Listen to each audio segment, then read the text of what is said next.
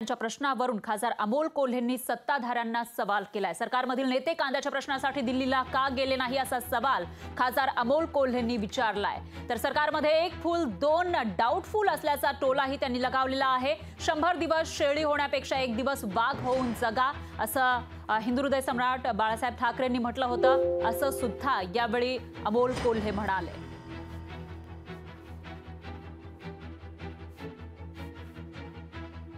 का महाराष्ट्रातले नेते हा प्रश्न विचारत नाही जे आज सत्तेत बसलेत?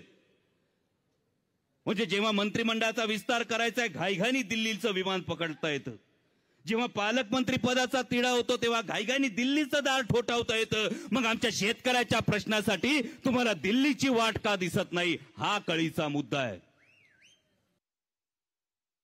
आदरणीय हिंदू हृदय सम्राट शिवसेना प्रमुख बाळासाहेब ठाकरेंची एक शिकवण होती, राऊत साहेब,